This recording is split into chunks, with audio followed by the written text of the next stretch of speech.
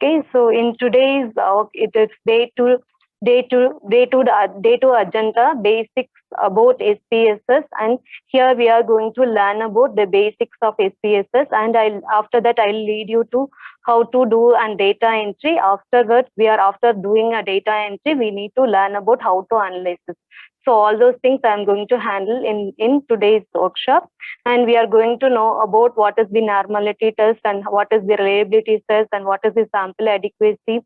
For all those things, what is the parameter required to do all those things, we are going to learn. And descriptive statistics like mean, median, mode, all those things we are going to learn in this workshop.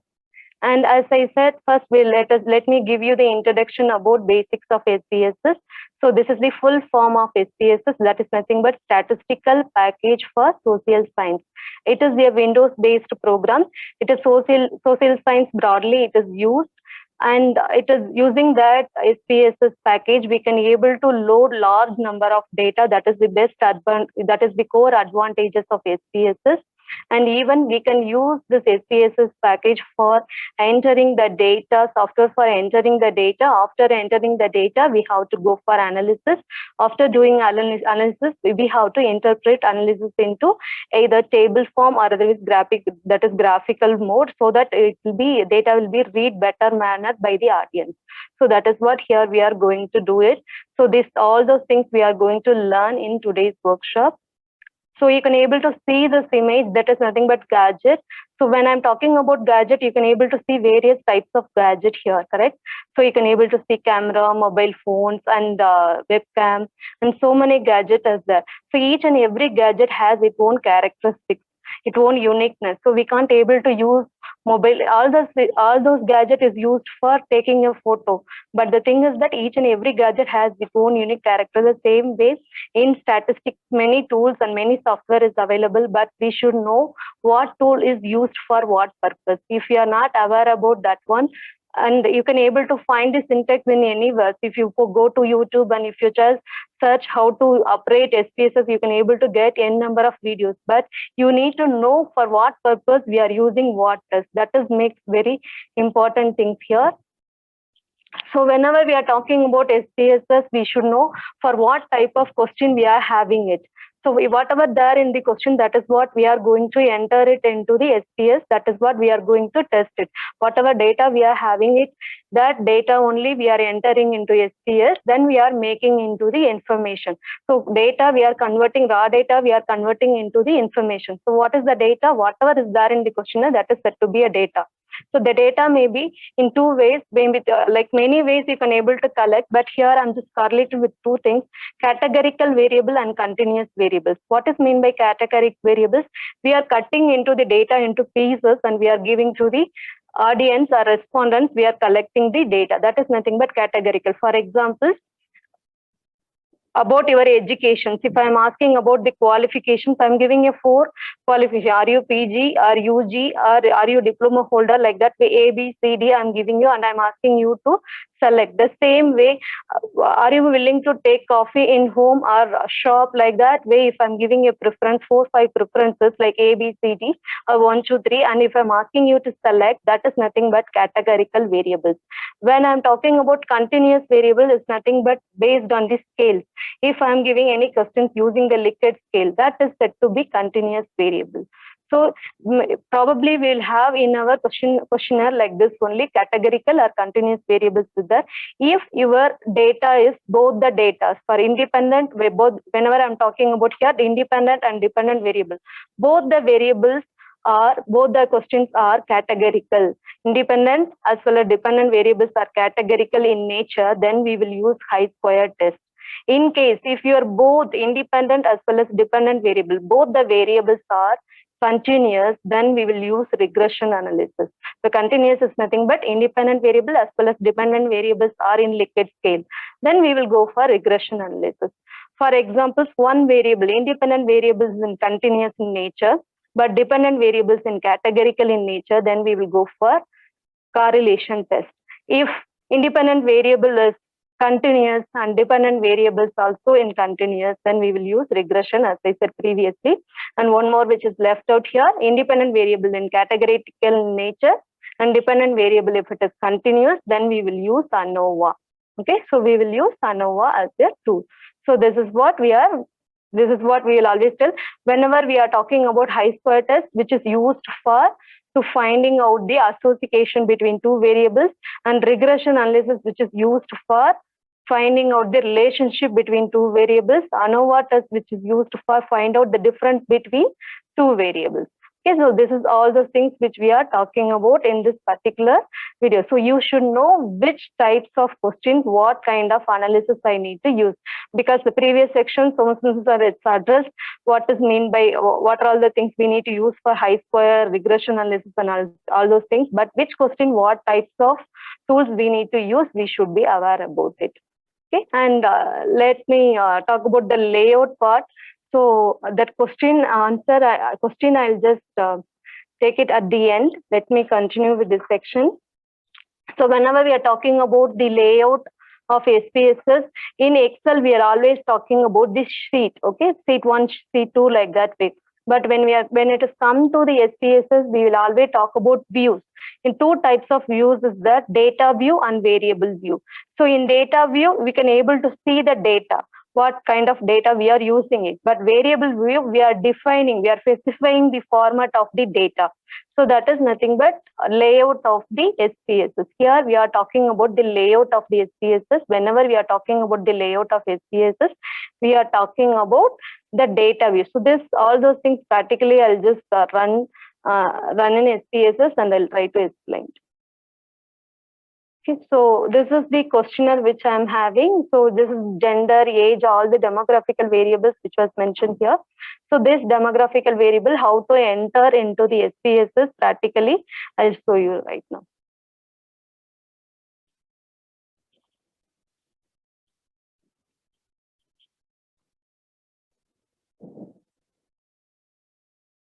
I hope you can able to see the SPSS window.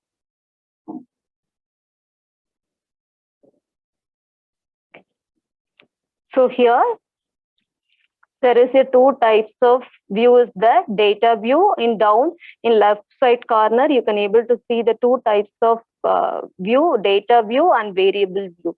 So data views, whatever you are entering into that variable view, so that accordingly we have to enter here. For example, in variable view, we want the name which I want to give gender.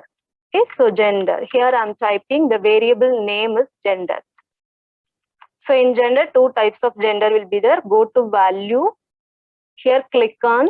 So what I'm trying to do, first I'm writing the name space gender and I'm moving to the value. Here I'm clicking and value, which means that if it is male, I like to denote 1. So here I'm giving male.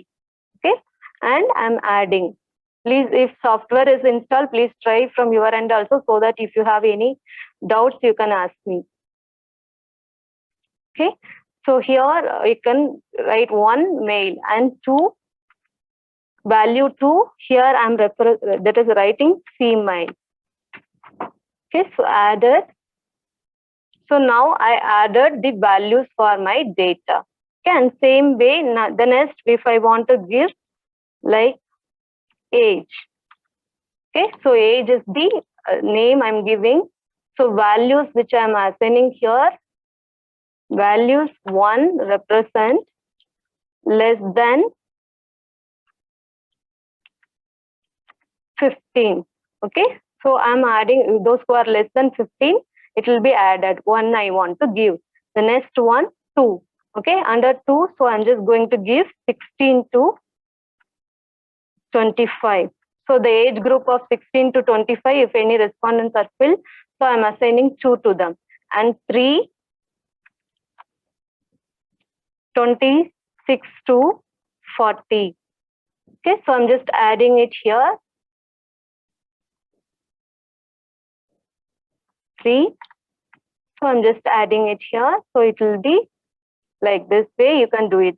Okay, so just for examples, I given only this much. And next, for example, education qualification. If you want to mention education qualification, then you can give a name education and go here.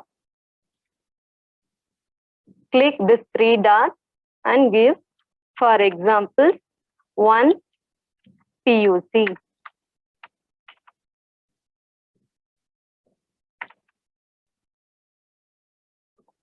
Okay, and 2 UG under graduation, 3 PG, 4 if they are doctorate, PhD, then we can give PhD. So like this way you have to add your data. After adding the data, it's very important things that you have to go here and you have to see.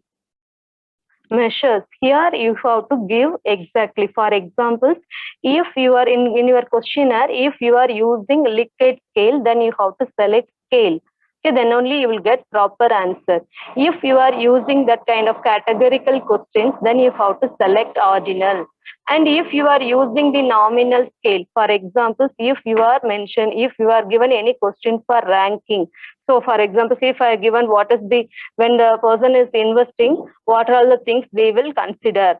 Rank 1, 2, 3. For like that kind of ranking questions, if you want to code, then you have to select nominal. So this is the way in which you need to enter the data. So the entering the data will happen, like the defining the data will happen here. After defining, see whatever I defined here, it was displayed here. Gender, age, and the next will be education. So here, education. So whatever I was entered, so that was displayed here. For example, I am taking one particular questionnaire. Okay, for example, if I am taking one particular questionnaire, that questionnaire, if any one of them said male, okay, so it is, if they are tick male, then I'll give 1. The second questionnaire, when I'm taking that particular questionnaire, it was marked like female. Then if I give female, see, instead of mentioning female, I am typing 2. And third questionnaire, when I'm taking the third respondent questionnaire, that is again female. And fourth questionnaire, when I'm taking, so that was male. So I have to give like that. First questionnaire, maybe that age is 15 to 20. So then I have to mention 1. The second question, maybe above 40. Then above 40, which I mentioned 3. So like that way, we have to do it. For example, first respondent male, the age group is 15, which means that he is doing PUC, means PUC which I assigned for 1. Correct? So PUC which I assigned for 1. The value 1 I was assigned. So like that way, we have to enter the data. Okay, so whenever you are entering the variables, here we need to select whether it is ordinal or nominal or what it is.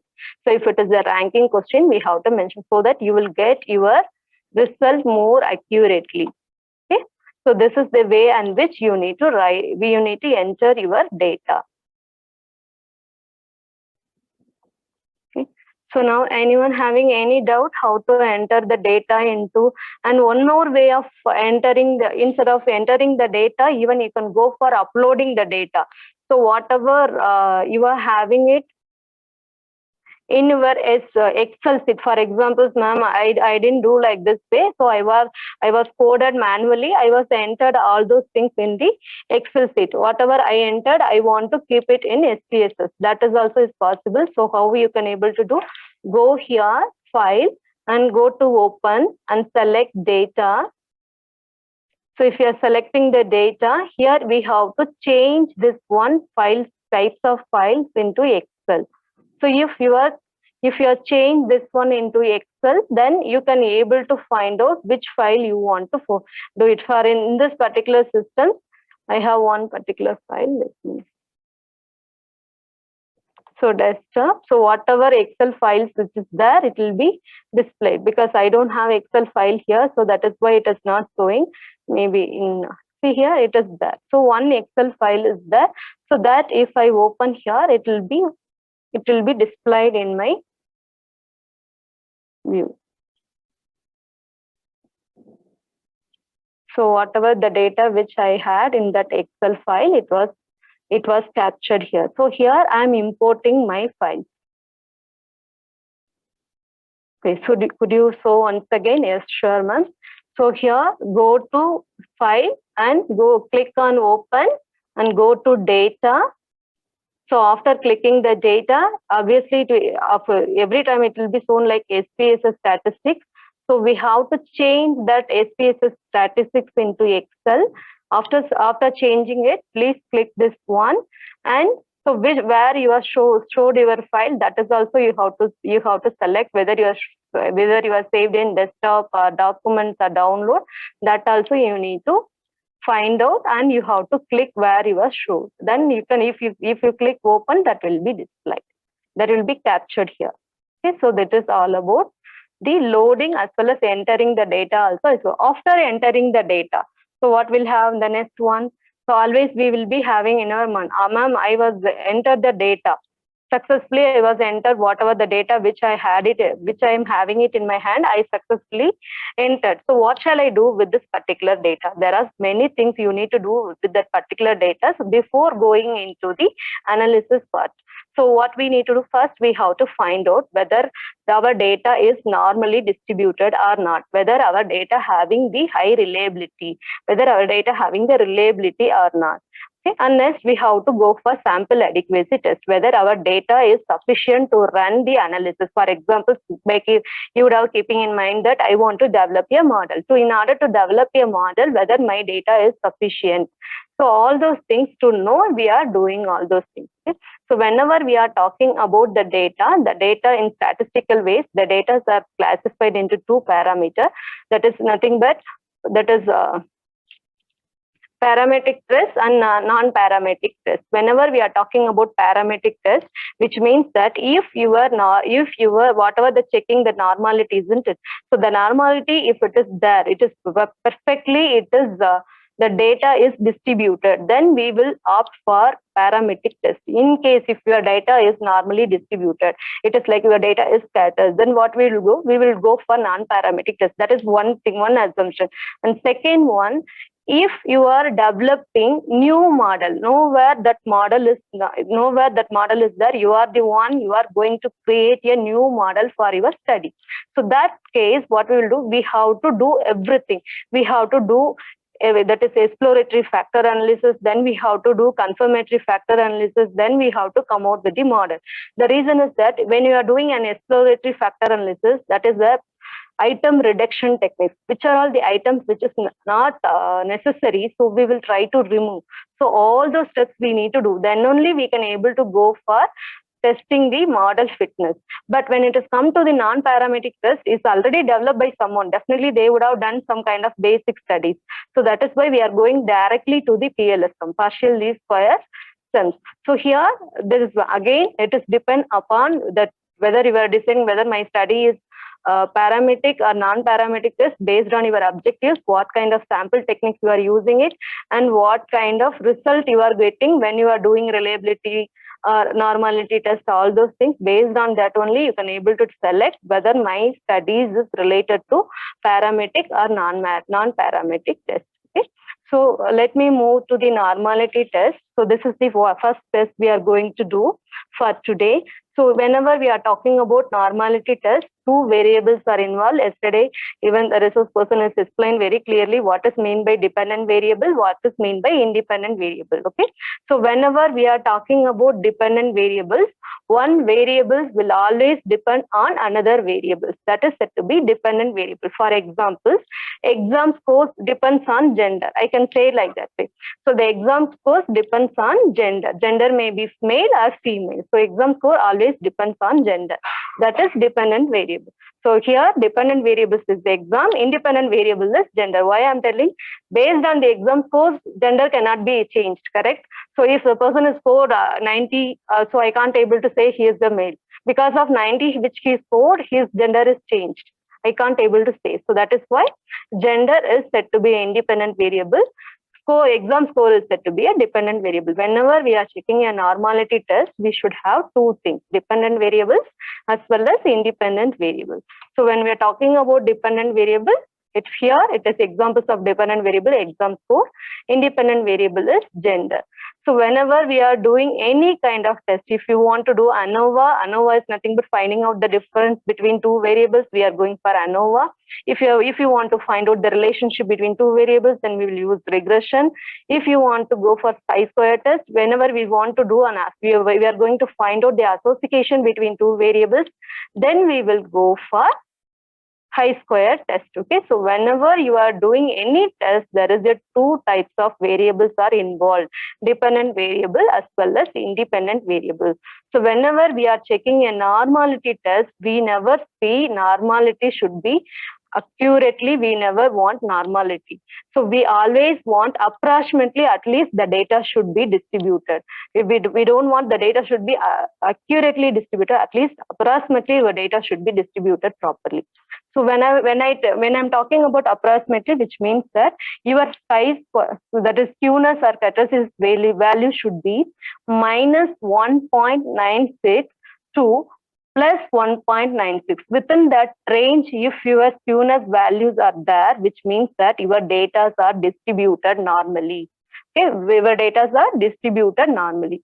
Then this is the first observation. We need to see it in the result. Okay, first we need to find out whether the data's values within this particular range. Whenever you are checking the normality test, first we need to find out whether our data are within this particular range.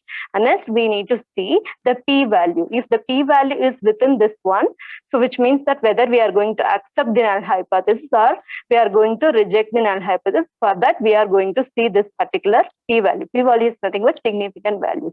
That is also we are going to see. So whichever the methods, if you're saying finally what we want to do, easily we have to capture the things. For that, visual indications, what we are going to do, we are going to find out histogram also. If with that help of the graph, we can able to identify whether our data is normally distributed or not. So all those things I'll explain first using this slide. Then we will do it and we will learn how to do it practically.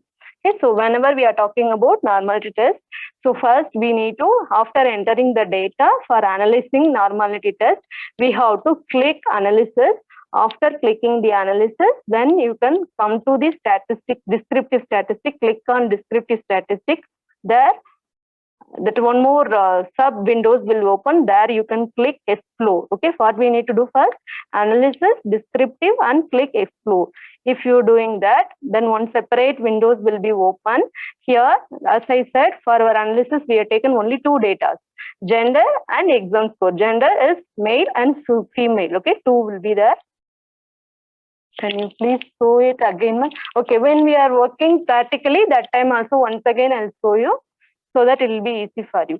So if I want to show you once again, let me do that now itself. Go to analysis and click descriptive statistic and click explore. After doing that, one more windows will be open like this. So here, our dependent variables are exam score. First, click this dependent variable and this is the icon. If you click here, it will go to this particular window. And what is the independent variable? Gender. Gender is nothing but factor list. Here, independent variables. So independent variables always, it will be mentioned here like factor list. So click this one and leave it here. Let me show you in the next one so that it will be easily understood. Okay, so after that, one more windows will be open. Any which way we are going to do this one practically, I'll show you that and slowly I'll go and I'll show you that. Okay, so here what are the things is mandatorily should be ticked. If you want stream and leaf, you have to be in, that is histogram again, normally plot with the test and none. And if you click OK, the result will be generated like this. Okay, so while doing it, I'll just do it everything practically and show you what kind of result we are getting also. Okay, so whatever I put here, there's just oppositely I have another data so that you'll understand both the way. Okay, so here, as I said, our skewness values and kurtosis values should be minus 1.96 to plus 1.96, correct? But here you may ask, ma'am, 3.3, 0.374, 0.365 like that only we are getting. No, ma'am, how come we are getting like this? We have to manually do the calculation. The SPSS will give you like this. After that, we have to do the manual calculations to find out whether our data is normally distributed or not. Okay, so how to do manually? For example, 0.374 divided by 0.365, which means that statistical PPT is not. It's fine. 1 minute.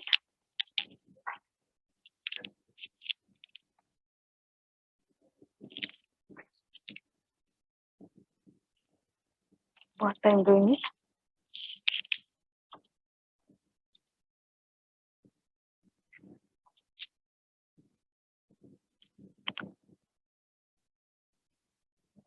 Students, now you participants, now you can able to see that. See my screen? Yes, fine.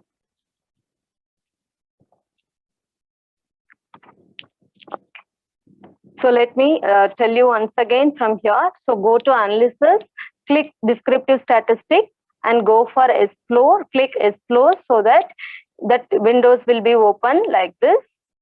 Okay, so here we need to give exams as an independent variable. So click exams and click here, then it will be appears in the dependent variable. Gender is set to be an independent variable. So click here and factor list. Leave it into this. If you click here, then it will comes into the factor list box. Okay, and next, after that, we have to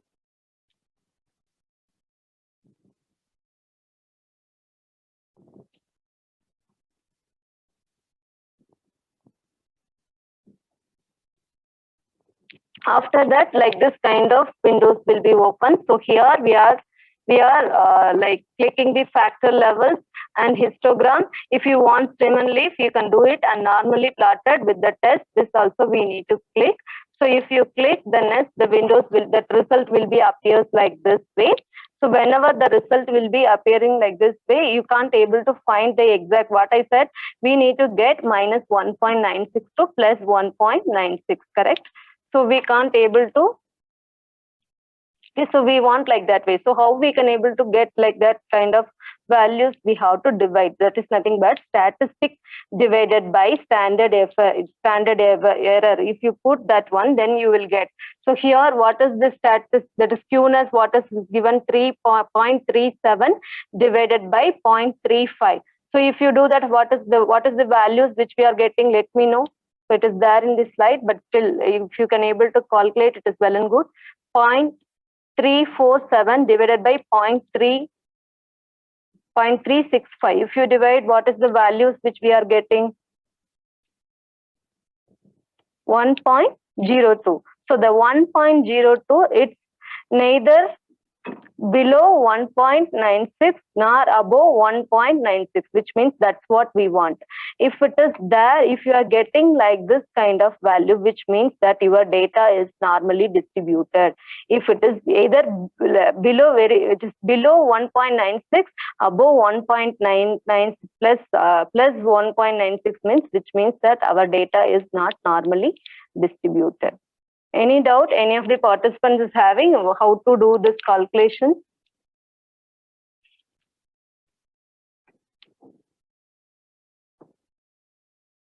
So this is how we are interpreting the data. After that, here one more tables will appear in the screen itself. Here we are finding out whether our here we are talking about the p-values as explained sir yesterday's. That is, whenever you are doing manual calculation, that will be different. When we are using the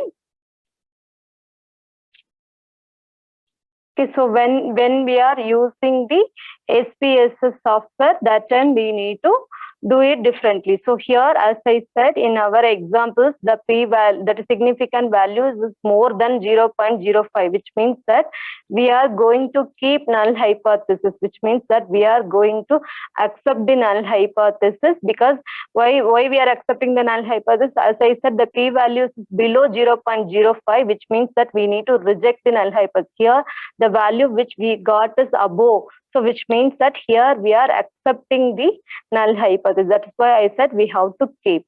Okay. And next one. So here the next, it is one question which is there in the chat box. They are asking about normal KQ plot for exam score. So this is what this line is said to be mean. Okay, what is this line represent? This line is represent mean, which means that our data should be in and around mean. Exactly, if it is there in the mean also, it's somewhat little, as I said, normality, whenever you are checking the normality, we can't able to expect accuracy. Approximately, if it is there also, it's fine. We can say our data is normally distributed. Here you can able to see this is the mean line. In and around the mean line only data is there, which means that our data is normally distributed. Okay, so with this, by seeing this diagram also, you can able to say whether our data is normally distributed or not. As I said, so now we are coming to the conclusion by seeing all those things.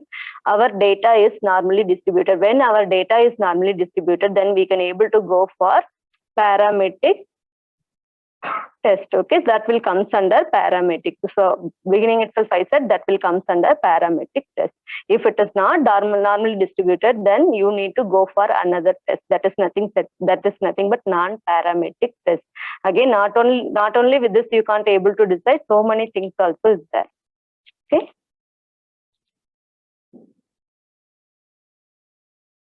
Okay, and next. So after doing all those things, writing the report is very, very important. How to write a result is playing a very important role.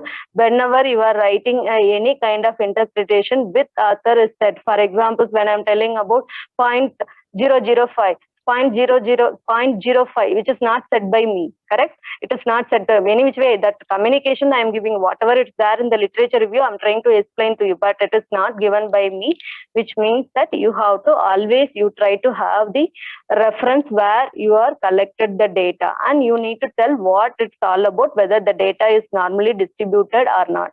So all those things you have to mention like this. Whenever you are writing any kind of interpretations, if you are telling it should be there within this reference range, try to give the author name who said like that way. Okay, so this is all about normality test. Let us I given you the data. We are already shared the data set, isn't it? So using that data set, we'll try to do this normality test practical manner. I'll just explain you.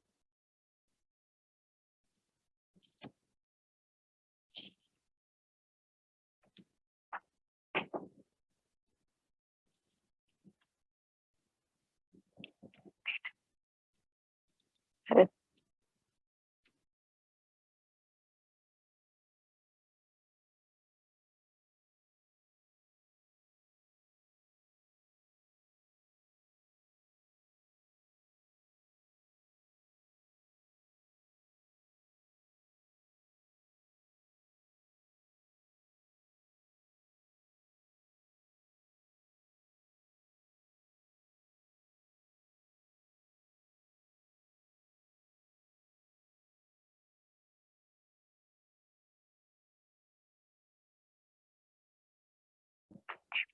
So I hope you are all can able to see the data set.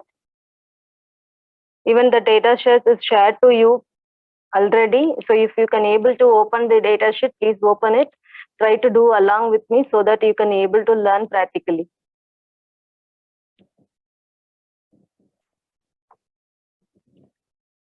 Okay, ma'am. Okay.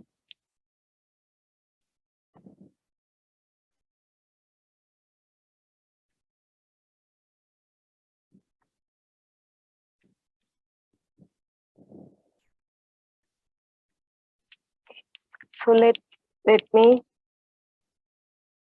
go to analysis, click analysis.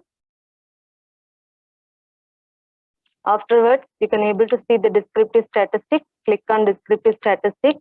Then move to the explore. Click on the explore icon, and it will be displayed like this. So here we are going to analyze only the two variables. Okay, so the first variable score. So it is an dependent variable for me. So I'm just moving this score into dependent box. If you click this icon, automatically it will go here. Okay, and gender is an independent variable. The independent variable always in SPSS it will be mentioned like factor list. So here I am trying to bring this independent variables into this particular box. Okay, after that goes to statistics. Here we have to give our confidence levels. For examples, if you are having 95%. You are telling that 95% of my results are accurate. Only 5% of results are 5% maybe it will be error. So whenever you are increasing the error more, you are telling that your data is not accurate. That is not good sign of any researcher. Have it 90%, don't go below 90%, which means that you yourself committing that my data is not having that much confidence, which means that whenever our data is not having that much confidence, why we need to do a research, correct? So that is what even external evaluator will always think. So always have it 92, and that is 90 or 95 or 99. So 99 is very rarely they will keep. 95 is the normal level of keeping it. So always try to have it like a 95 and give continue. Here we don't want to change anything. In case anyone is selected for your research confidence level as 90, then you can go and change into 90 and go to here plots, as I said. So here click factor levels, and after that stem and leaf. Click on stem and leaf. If you want to have a histogram, you can click on histogram, and then we will okay, one more page.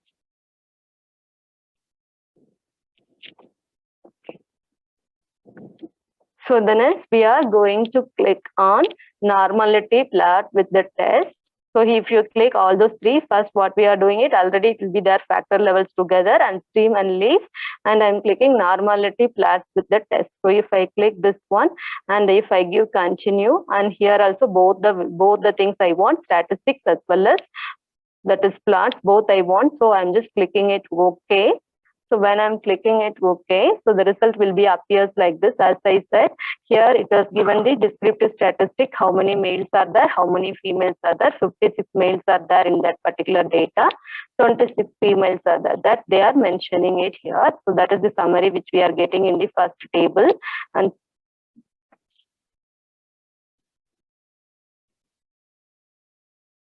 one minute.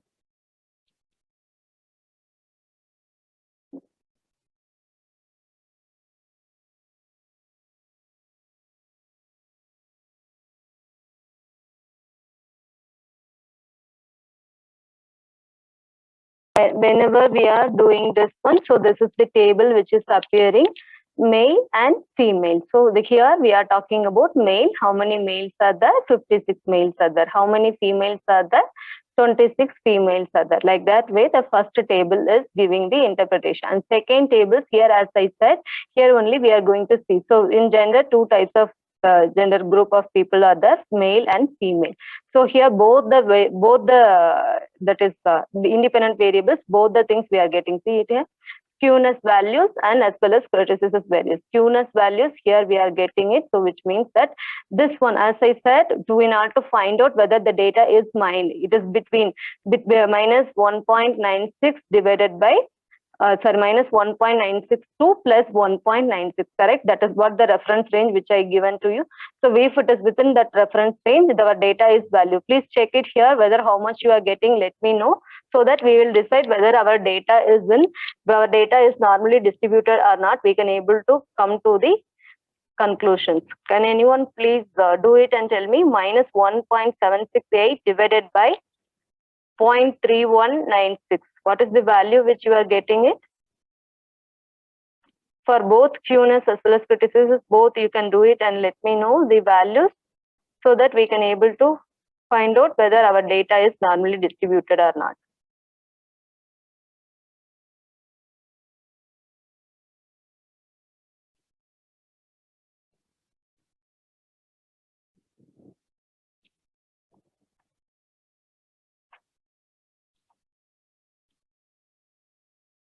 So 5.5. So one participant has said it is 5.5.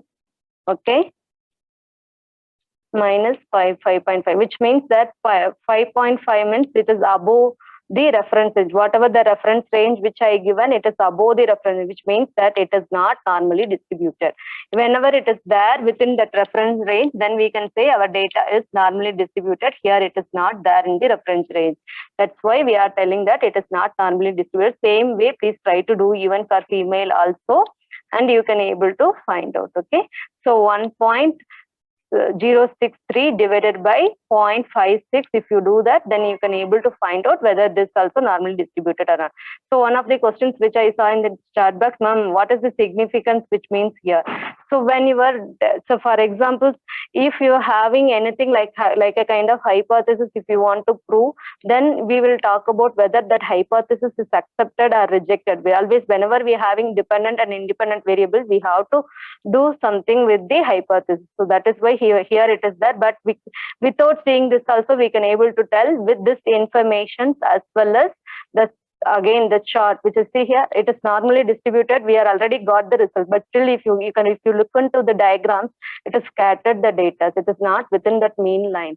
See here, and all those things, it is little bit, it's not approximately, if it is distributed fine, but it is not even approximately distributed. It is a lot of differences there, which means that our data is not normally distributed. If like this kind of result when we are getting, that is female little bit okay, but male, it is absolutely, it is not normally distributed, which means that we have to think about, because with the few informations I'm doing it, that is why we are all getting it. If we are doing it with many information, then you can able to do it much better. Okay, if your sample size is more, then you can able to do it. It's all the samples, whatever I'm showing here, it is a cooked data, which means that for this workshop, we did it, so that is why it is showing all those kind of things. But in the PPTs, I was shown that is the accurate data. So if you are collected the data more properly, then it will be normally, you can able to get the result like normally distributed. Okay, so this is what all about. Any doubts is there related to normalities, let me know. Then I will proceed with the reliability test. If you don't have any doubt, let me proceed to reliability.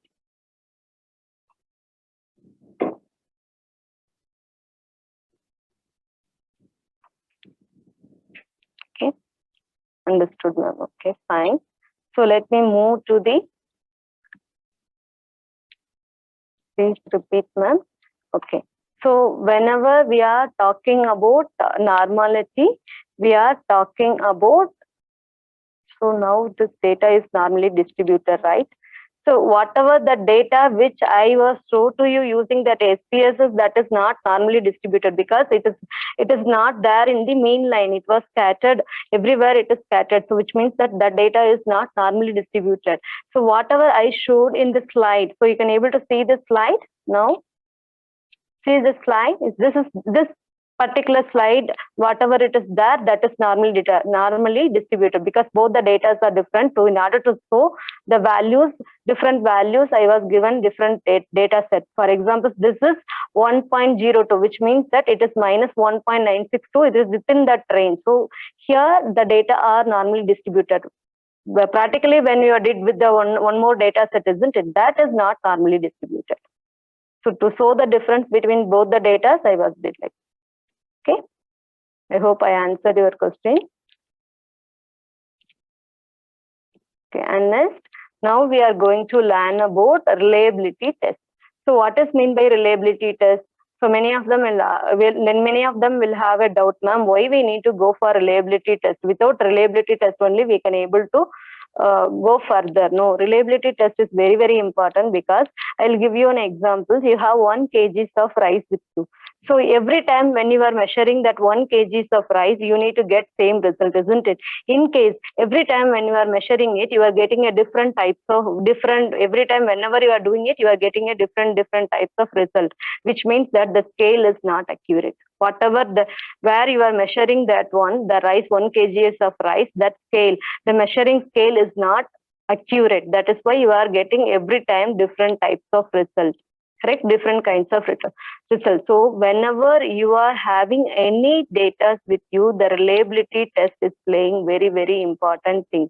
So whenever, which means that we are checking the repeatability of the result. Every time when I am testing whether I am getting the same result, you are going to measure 1 kg of rice. So every time when you are measuring, you should get 1 kg of rice only, no?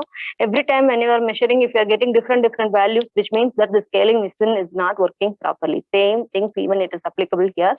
So here we are checking the internal consistency between the items in the scale. Okay, here what we are doing it, we are checking the consistency of the data, as well as how you can able to check the consistency of the data by measuring the internal consistency between the variables. So variable has two types of variable, observed variable, unobserved variable. Always unobserved variable is measured by the observed variable. Let me explain with the table so that you can able to understood much better. So this is the table which I am having it. So this is the intention.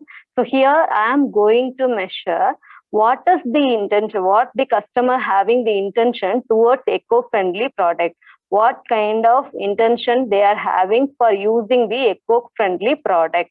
Okay, so whenever I'm talking about intention, here I'm going to talk about it. Here I'm going to study about the intention. I'm not going to study the intention directly. With the help of these six items, I am going to check what kind of intention they are having to buy eco-friendly product. So here, this one is said to be unobserved variable. This is said to be observed variable, because for this each and every items only I asked in Likert scale 5 questions, correct? 5 answers I am asking for each item. So this each items are said to be observed, because for this only I am observing, I am asking the values. For with the help of this, whatever getting the result, with the help of this I am concluding that the person is buying the product for this particular reason. Okay, and attitude again. So the attitude is said to be unobserved variable. To measure this attitude, I am having the following questions. I am having another 4 more questions. With the help of 4 more questions, I am measuring the attitude. Here, unobserved variables are said to be latent variables, which means that intention and attitudes are said to be unobserved variables. So when we are talking about observed variables, here we are talking about the items or questions which is comes under the unobserved variable. Any doubt is there in order to understand observed and unobserved variable? Anyone having, any participants are having any doubt in order to understand observed and unobserved variables?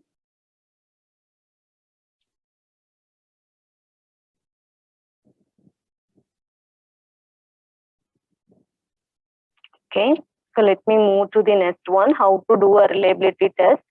So here, go to analysis and click scale and click reliability analysis. After clicking this, so one more windows will be open like this. Here you can able to check the Cronpass reliability value. So this values here, values is 8.61. So how to interpret this one? If your reliability values, if it is more than alpha values is more than 0.9, then it is excellent. If it is between 9 to 8, it is good. 8 to 7, it is acceptable. 7 to 6, which means that questionable. And 6 to 5, which means poor. If it is less than that, it is not at all acceptable. So which means that some kind of error is there while you are collecting the respondents from the respondents. When you are collecting the questions, some kind of error was happened. That is why your data is not reliable. So we have to change. Either we have to change our respondent, or otherwise we have to change the method of collection. So then we will get the accurate data. So this is all about, we are talking about internal consistency. Maybe forming the questionnaire itself, we would have made some mistakes. So that is what it's all about. So whenever we are talking about core for alpha, we are talking about internal consistency of the data. Okay. So this is all about the interpretation. Let us do practically, and we will learn how to do this one practically. Let me put.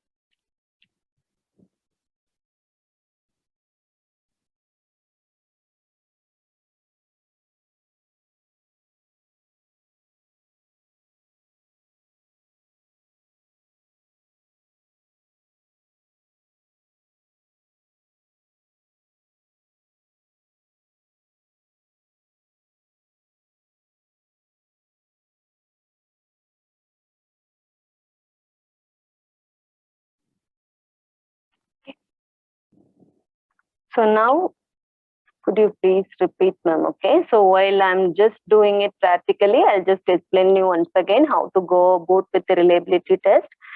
Click analysis and click scale. Okay. What we are doing it, we are going to the analysis icon, and we are clicking the scale, and we are clicking the reliability analysis.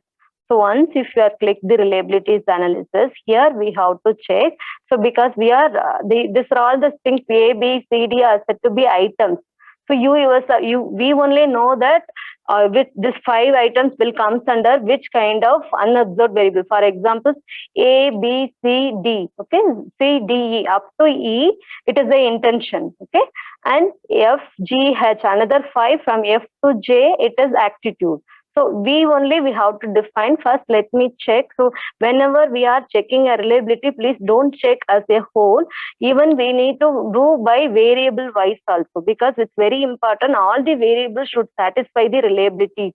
So by keeping that in mind, so what I'm trying to do, I'm selecting A, B, C, D, E up to E. I myself, I know that because I'm the one collected the item. So I know that from A to E, it is the intention. So I'm just selecting A to E and I'm bringing it here. For only this 5 items, I'm going to test the reliabilities. So whenever I'm testing the reliabilities, one more thing we have to keep it in our mind. So what the variables which you are going for reliability test, all those things should be in uniform scale. For example, if I'm selecting for intention, 5 questions if I given, 5 items I included in the intention. For the unobserved variables are said to be intention. Under intention, if I am selected 5 variables, so if I am giving you 5 items, all the 5 items should be in Likert scale, no other scales. We can't able to go for categoricals. We can't able to go for any other scales. It should be in same scale. So that is why here you can able to see 5 means strongly agree or strongly disagree. What way I was coded, accordingly it will be displayed.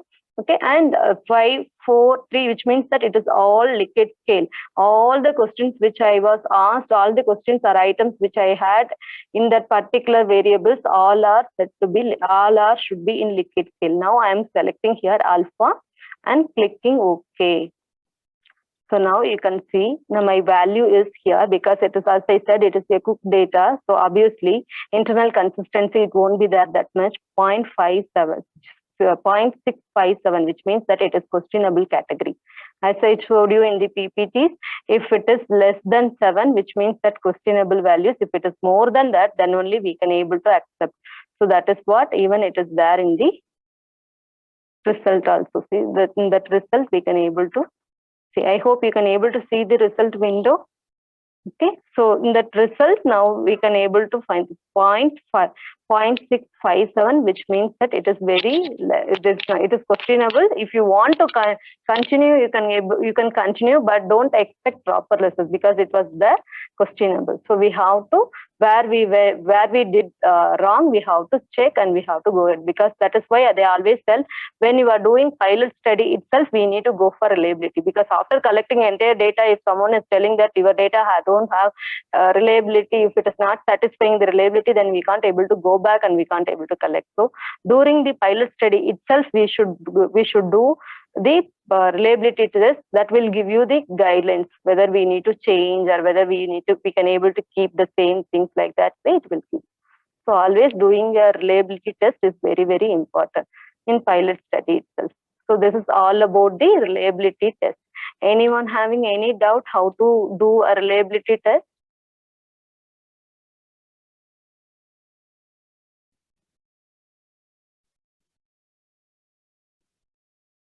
So this is the reference range which I given you. So now when we are testing, it was like 0.7, between 0.7 to 0.6, which means that questionable. So we can't able to. If you want to continue, it is not, it comes under poor range. If you want to continue, but there is a lot of risk which is involved. Sometimes you can't able to do the test as you like. Then can you use Cronpach Alpha for the data other than Likert scale? Yeah, you can able to use the data other than Likert scale, but as I said, if unobserved variables, so this is the unobserved variables which I have. This is the unobserved variable. Under the unobserved variable, I have 6 items. Each items we can't able to keep different scales. For example, for this, I am having yes or no question. First item, I am having yes or no questions. And second, I am having Likert scale. Third, I am having like a categoric variable. Then if I want to do a reliability test, I can't able to do it. If you have one particular under unobserved variable, if you have 6 items, all the 6 items should have uniformity. So that is what is all about it. So each items, if I want to have it different scale, and if I want to measure the reliability, means we can't able to do it. So that is what I want to explain it here. And next, any doubt? Any other doubt apart from that, how to do a reliability test? Okay. And next, we are going to learn about descriptive statistics. So after doing everything, so this is the one which we need to do. In order to know about our data, what is meant by descriptive, we are trying to describe. We are going to trying to describe our data. So in order to describe our data, we have to do all those tests, mean, median, mode, all those tests we need to do. By doing the test, we can able to say whether our data is we are trying to describe our data. So for example, if I want to describe about characteristics of one person, I have to know about that particular person in and out. Then only I can I have all the right to describe, correct?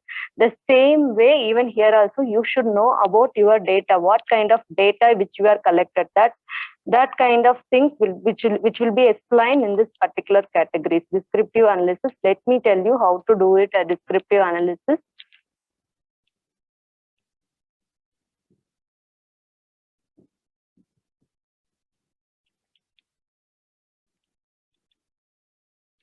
Data set is visible.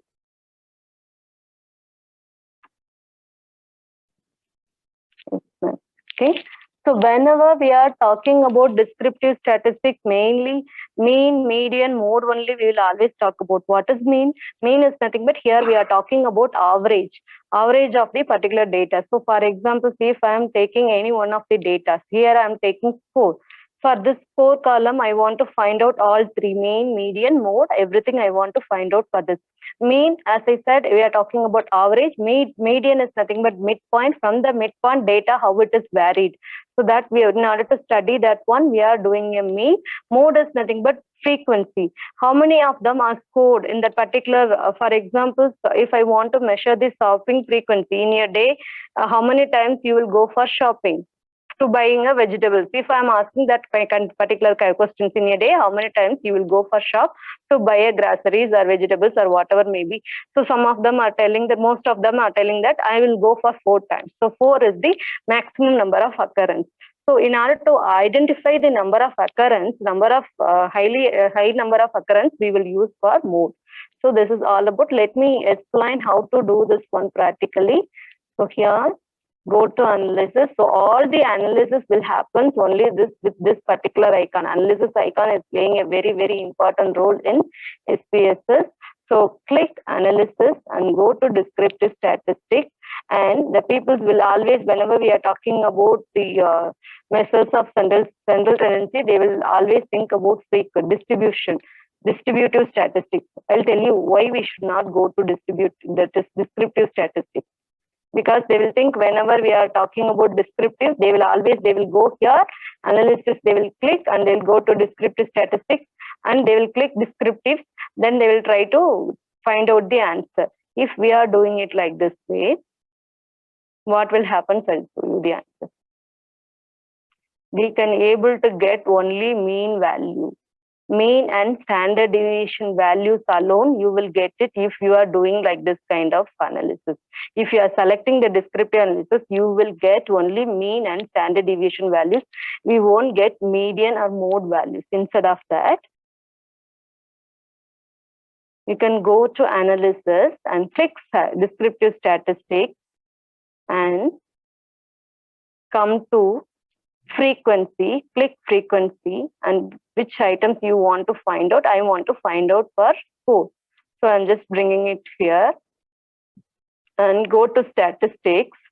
Okay, go to statistics and click mean, median, mode. Okay, so if you want to even skewness, criticism, standard deviation, variances, whatever you want, everything you can click. And if you give okay, as of now I want only these 3 things, mean, median, mode. So I'm just clicking all 3 and I'm giving continue and okay. So I can get all those things. Mean values, which means that average score for this particular class is 40, or for this particular respondent is 40 and median is 42. From 42, that is, it was less, how the data is deviated, that is it. From 42, the data is deviated, this side also, that side also, and mode is nothing but 44. 44, many students are scored 44. That is the interpretation. Here, the valid means 63, 82 respondents are collected.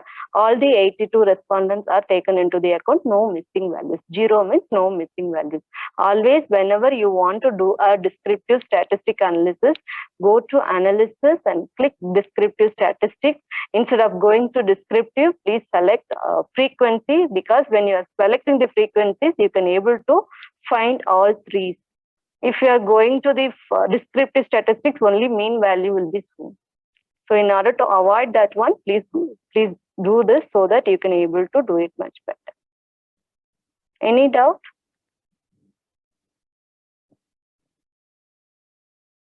Okay. So this is how we need to do an analysis in the SPSS. And this is the last slide.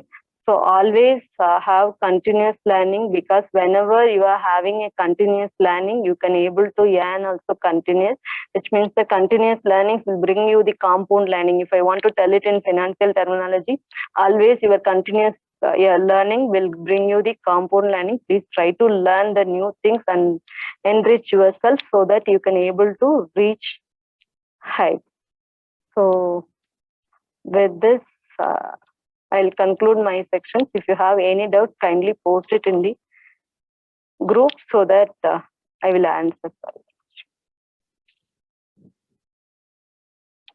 If you have any doubts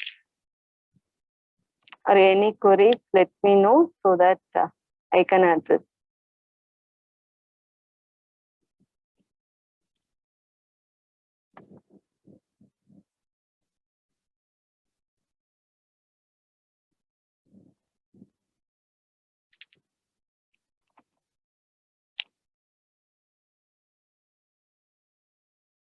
Narayana, ma'am? Narayana live class.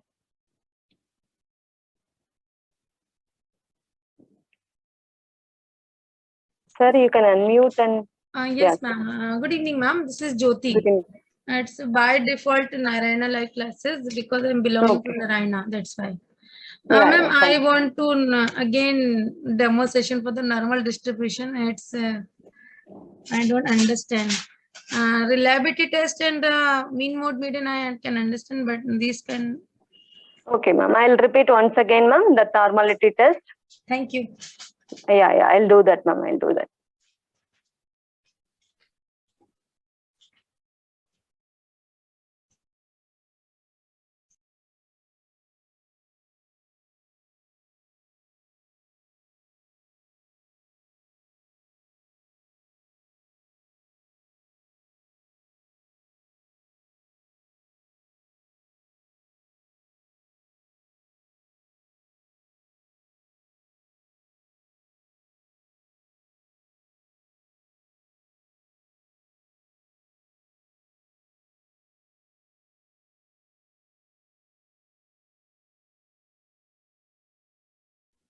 Ma'am, you can able to see the slide.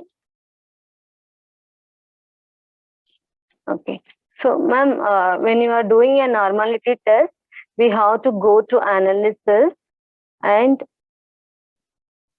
click on descriptive statistics and go to explore and click explore. And whenever it is something is there, please kindly all the participants give reset before doing it, before starting, and give reset. I am going to test the normality for only these two variables here. My score is set to be a dependent variable because why I am telling you the score is set to be a dependent variable, because always I can say based on the gender the score will different, but based on the score gender it won't be vary, isn't it? That's why it is scores are set to be dependent variable and gender are set to be an independent variable. So I'm just putting scores into dependent variable box and gender into independent variable box. Then I am clicking here statistics. Depending upon your confidence level, we are mentioning here. If you want to keep it like 99, we can keep it. If you want to keep it 95, so as usual, it will be taken 95. So I'm just giving you continue. If you have any variations, if you feel that ma'am, I can't able to reach 95 level of confidence, I can able to reach only 90%, then you can change that, ma'am. And again, click here plot. Here the stream leaves, and if you want to have that is histogram, then you can click histogram. Here I don't want as of now for interpreting the data, so I'm not clicking it. And normality, that is plot with the test, this I want, so I'm just clicking it, and I'm giving continue. After giving a continue, so here also both I want even statistical as well as plot, so I'm just clicking both and I'm giving OK. After giving OK, so first descriptive kind of windows will be have. Here it will be mentioned how many males are there, how many females are there.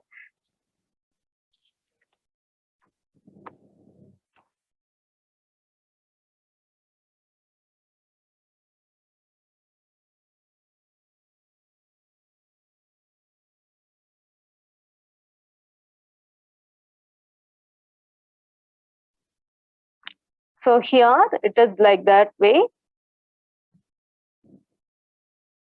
Okay. So here we are talking about how many males are there, how many females are there. Then we are coming out here. So here we need to find out whether our data is normally distributed or not. That is our major worries. So whenever we are talking about normality test, we are going to find out whether our data is normally distributed or not. So how to find out whether our data is normally distributed? I already given you the reference range.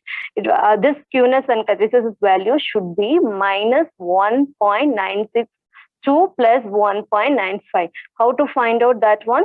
So we have to do manual calculation here, ma'am. So this is the statistical data divided by standard error. Statistic divided by standard error. If you put for skewness, then we will get. So here some of the participants have already calculated, and they said the value is 5.5 minus 5.5, which means that it is above the reference range. It is not in that reference range, which means that our data is normally distributed. Here itself we are come to the conclusion, but in research validation is very, very important. So we are going ahead with the theoretical representation too. Here if we are going to see, ma'am, the lines are said to be a mean line. It was deviated from the mean. It is not on the mean line. So the data are scattered, which means that the data are not normally distributed. When the data are not normally distributed, we can't able to tell we can't able to use the test called like parametric test. We can't able to go for it. Either we need to go for non-parametric test, or otherwise we have to re-look into our data set. So that is what here I am going to explain. I hope I answered your question, ma'am.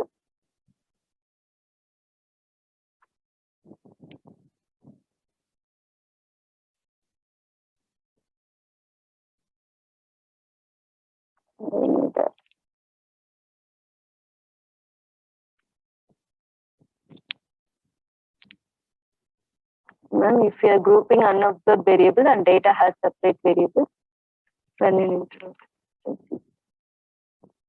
Ma'am, always we have to group the items, ma'am. If without grouping the items, we can't able to give the naming, isn't it, ma'am? So always whenever we are doing any kind of analysis, the first thing we need to do a factor analysis, ma'am.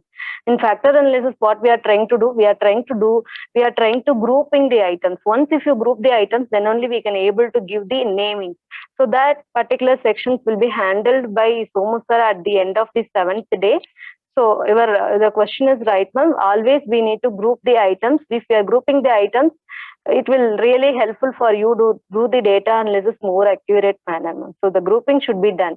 Without grouping, how we can able to give the names, ma'am? You will have to decide this. All the items will come under this particular headings. If you are identifying unobserved variable and observed variable, then only we can able to proceed for the reliability test, ma'am. Without identifying that one, we can't able to proceed, ma'am.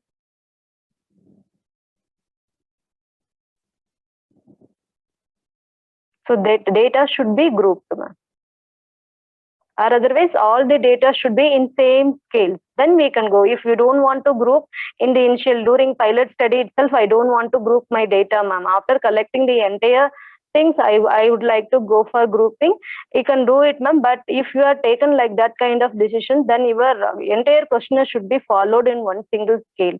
Then we can able to, at least we can able to predict overall the reliability test, overall reliability, how much like that. By instead of going for variable wise, we can able to run all entire data and we can able to see whether our data is reliable or not. For example, I'll share you the screen.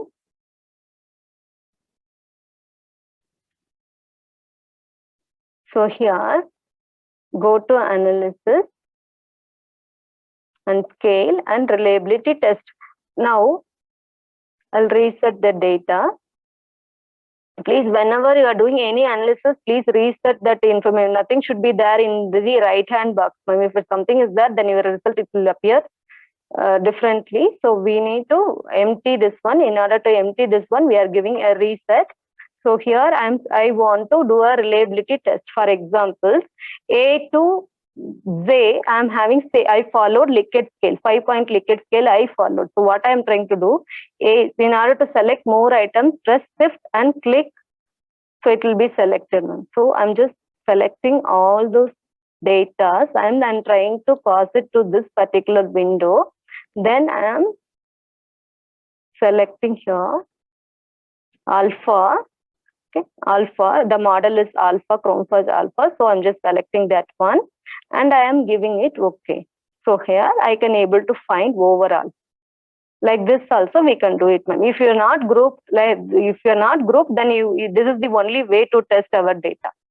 So whenever you are doing any kind of reliability test, the scale should be in same manner so that it will be easy for us to get the proper result.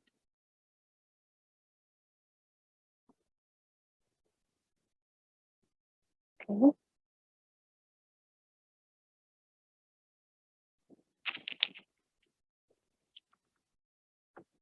Can you send the recording section, madam? So that will be decided by the organizing committee members, ma'am. They will, I heard about they will send the PPTs at the end of this section, but recording we have to clarify with them, and I'll inform you, madam, about that. Maybe next class they will talk. That next sections you may be. What might be the reason for data not to be normally distributed? Okay. So the reason for not normally distributed, there is a many reasons, sir. As I said, your objectives and sampling techniques, if you are not selected the appropriate sampling techniques for your studies, maybe it will be happens. And as I said, it is already someone are already developed the model. For that model wrongly, if you are coming and doing all those tests, then it is obviously your data will be stored like that way. If you are developing your own model and if all the data which is collected properly and all the data are grouped also, the grouping also is happened properly, then if you are going for normality test, definitely the data should be normal.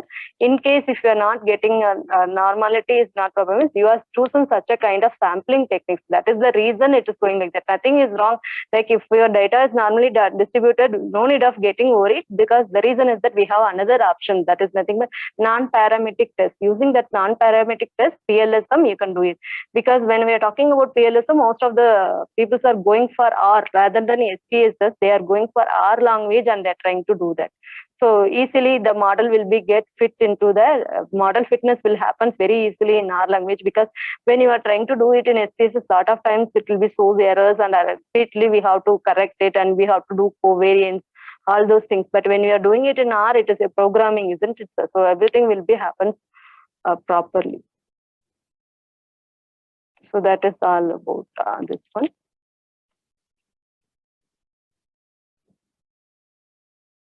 So preventive measures, if it is ChromeFuzz alpha, if you are identifying in the pilot study itself, the ChromeFuzz alpha is not good, means you have to go for That is what always we are talking about in pilot study. We are going to find out the loopholes. Correct, no, sir?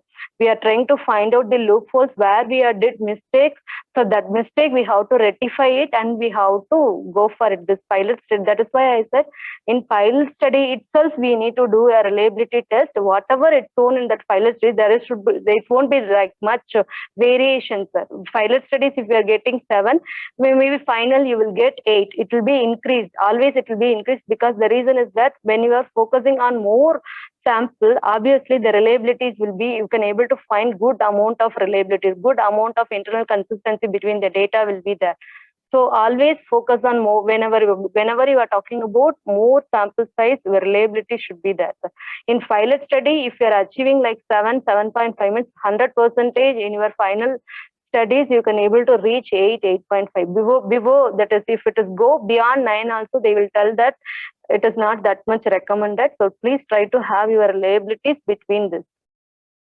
So whenever you are going for 1,000 sample, if it is for that particular data, whatever the data which we are having it, if it is not required for 1,000, if you are going for, in spite of that, if you are going for 1,000 in order to show, I done 1,000 respondents like that way, if you are showing, obviously our reliabilities of the data, there is a possibilities of going up beyond 9 points. When it is go beyond that 9 points also, the people will think that it is not appropriate sampling which you are having, that internal consistency is not appropriate, that is not recommendable. So better we try to have between 7 to 9. That is said to be a good range of having the data.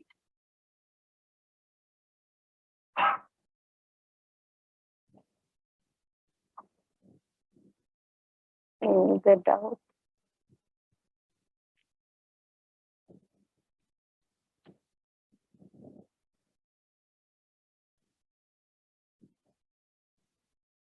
Ma'am, how to do the something?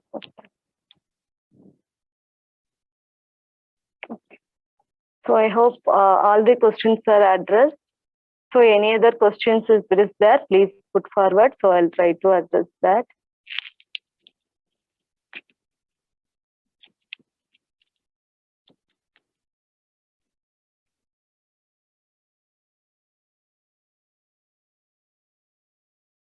So let me teach you one more concept that is also very important in basic levels. That is nothing but KMO test. That is, in order to check the sample adequacies. One question is there, ma'am, how I can able to decide whether this many sample is enough or not. Maybe sample is, you can able to using the formulas, you can able to predict, but one more thing, sample adequacy we need to check. For if I want to develop this particular, I want to develop a model with this particular data, whether whatever the data which I am collected, whether it is adequate to develop that particular model or not. If you want to know that, then we need to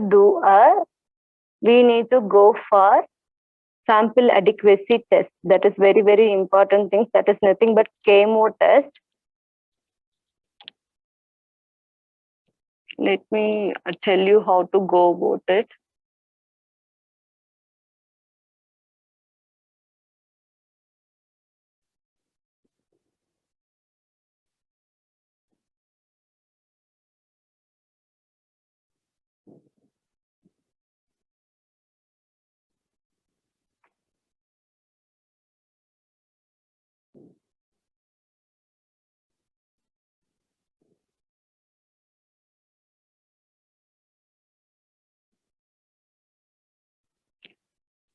So go to analysis and click on that is dimension reduction, and here it will be factor will be there. So click all these variables. So whatever the variables which you want to find out, whatever the variables which you want to include for your model. So all the variables please select and try to bring it into the right box and go here and click KMO battle test and click OK. Then your result will be appears like this. So your thing should be above 6, above 0.6. If it is above 0.6, whatever the data which you are collected, it is an adequate sample. So which means that this sample is enough for develop that particular model. Whatever the model which you want to develop for that particular model, the sample is adequate, which means that the sample is enough for go for further analysis. So this is what it's all about. So whenever, please repeat, ma'am. Okay, I'll do that. So go to analysis and click on dimension reduction and click factors.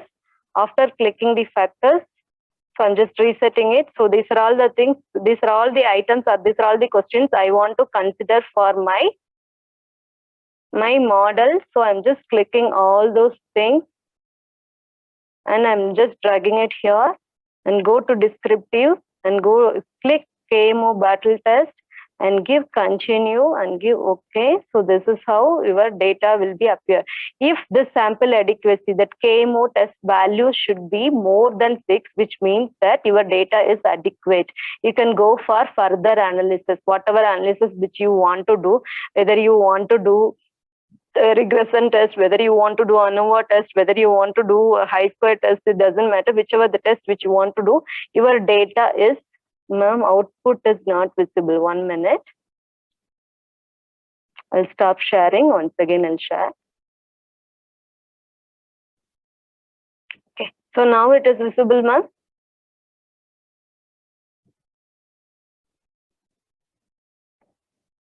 Yes, ma'am. Okay. So after doing that, like this is the output windows will be like this. So here we are checking 2 things. For the first is the KMO result and second one is significance. Significance should be always 0.005. It is absolutely, it is 0.000. So which is significant level is there. So no need of bothering about it. And here, as I said, it should be like more than 0.6. Here also it is more than 0.6, which means that 0.6.54, which means that it is acceptable. With this data, you can do all kind of analysis. This data is sufficient for you to do ANOVA test, for you to do chi-square test, for you to do this. Whenever you are telling that this is the reference range, because please understood that different persons are given different types of reference range.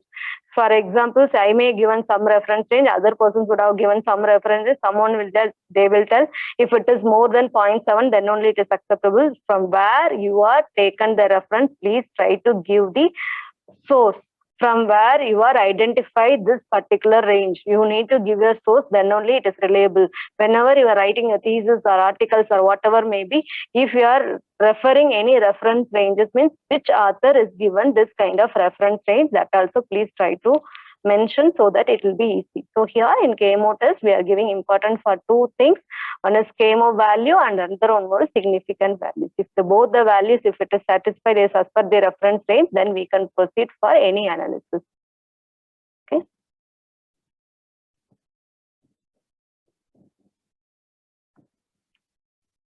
Ma'am, should we keep same order for strongly agree to disagree for entire questionnaire, vice versa? So vice versa, ma'am, I'm not able to understood this question. Could you able to explain me, ma'am? If you can unmute or raise your hands, I'll unmute you so that I can able to get a better idea what you are trying to explain, ma'am.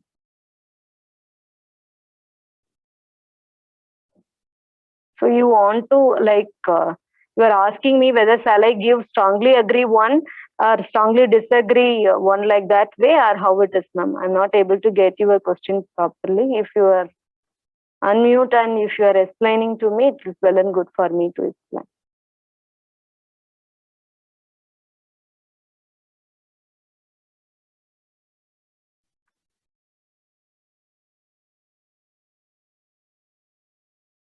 Okay, any other question?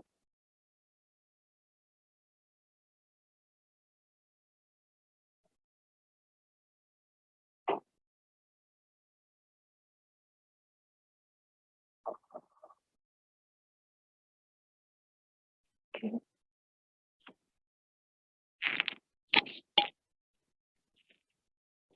Okay, one more question.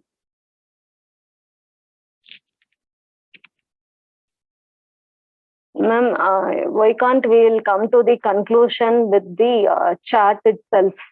whatever is there in that particular diagram, with that diagram itself we can able to tell, no, with by seeing the, for when we are testing the this one normality test, with that diagram, that is the line diagram itself, we can't able to come to the conclusion. That is what your question, ma'am.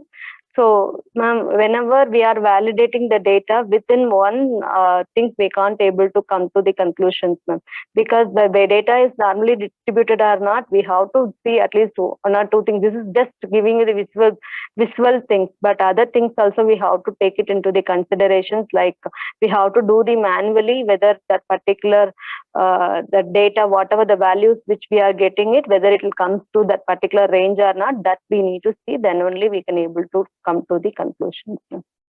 That is why we have to always see two to three things. Then we can able to come to the conclusion. This is what. Okay, then.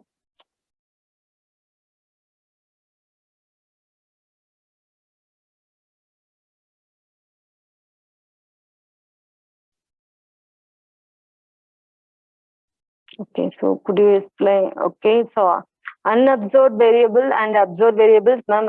Unobserved variable means, for example, intention is the heading which I am giving for the particular items. So, for examples, I want to see the intention of people buying eco-friendly products, correct?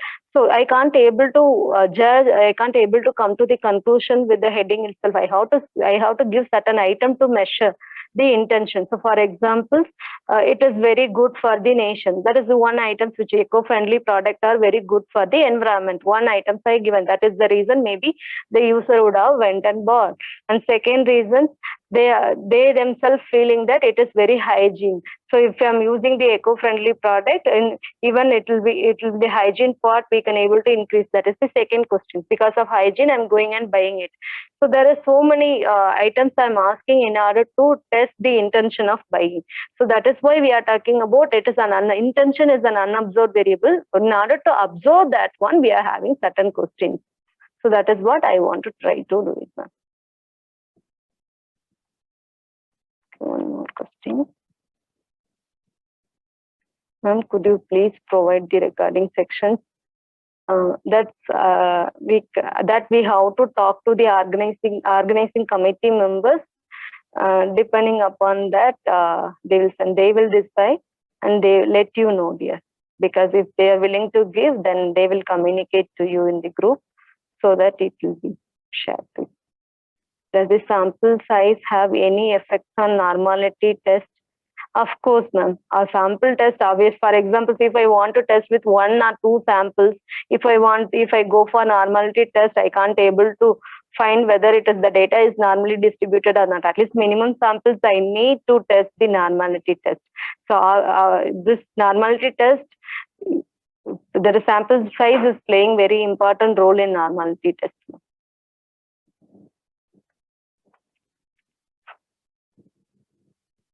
So I hope I clarified all your doubts. So if any doubts is there, let me know. If you know doubts, then we will wind up this section.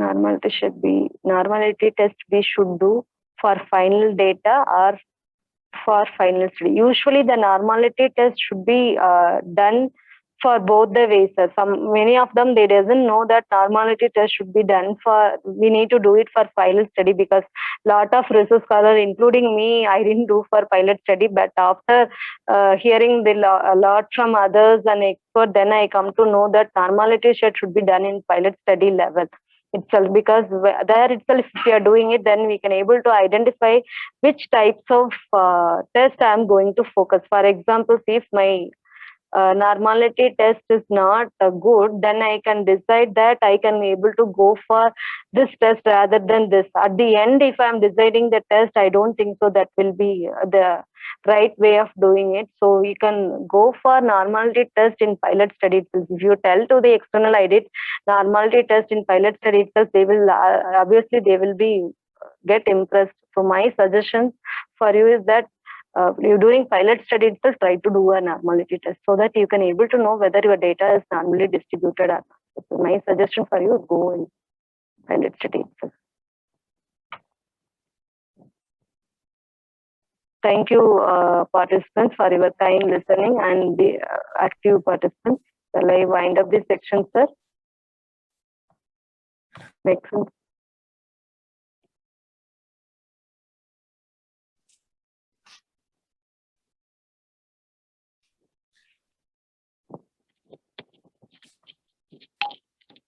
Thank you, Dr. Lilavati, for the informative session.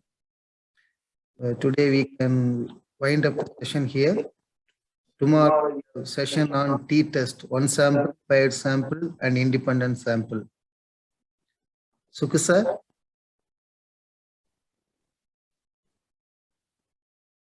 So shall we wind up? Sir, we can end the session, sir. Thank you, Okay, sir. sir. Thank you, Okay, ma'am. sir. Thank you. Thank you. Thank you.